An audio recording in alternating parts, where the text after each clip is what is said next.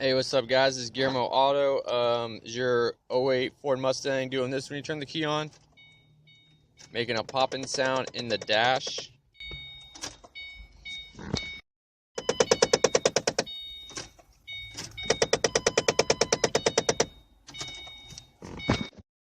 Okay, so there's little actuators in the dash. You could get to them by dropping the glove box down. Squeeze the size of the glove box and it'll drop down. And up in here, there's two. Most likely it's going to be one of these two. And there's one right here. And then there's one above it, further up. Sorry about the bad angle. But yeah, there's two in here that they have a black and red connector to them. And when you turn the key on, you can feel them and see which one's making a popping noise. You can feel it, or you could disconnect it, either one, and then turn the key on and see if the noise went away. That's how to identify one of them too. But that's probably going to be your problem is one of these two. You could take a flathead and disconnect the little red part of the connector. Just pull it down, and then you can get the connector off. I found mine's the top one, so I'm going to go ahead and get this connector off. When I turn the key on, I could put my hand on it and feel it popping. So I'm just going to replace it. And just go ahead and pop the red part down. And then once the red part gets down, I can pull the black connector off. You just push on the little tab. I'll show you when I get it off here.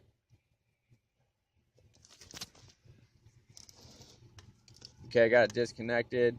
And here's what I'm talking about. There's this little red tab you pull out first, and then you can put your thumb on the little tab part and push down and pull it out. So these are 8 millimeters, two 8 millimeters holding the little actuator mode door thing in there. I'm going to go and get in there with a small ratchet.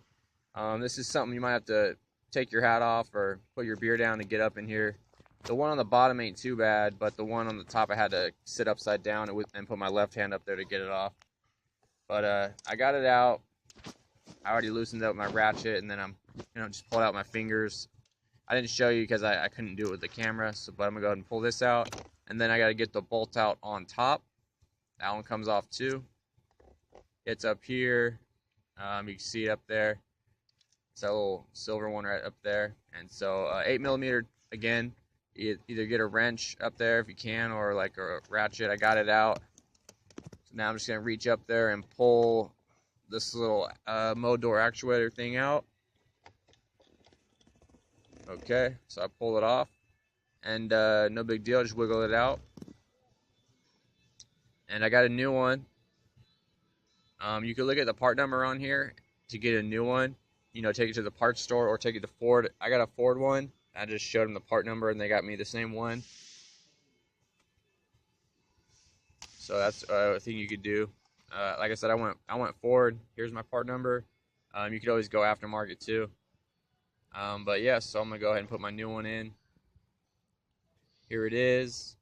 As you can see, the same exact thing. So I'm gonna go ahead and reach up in there.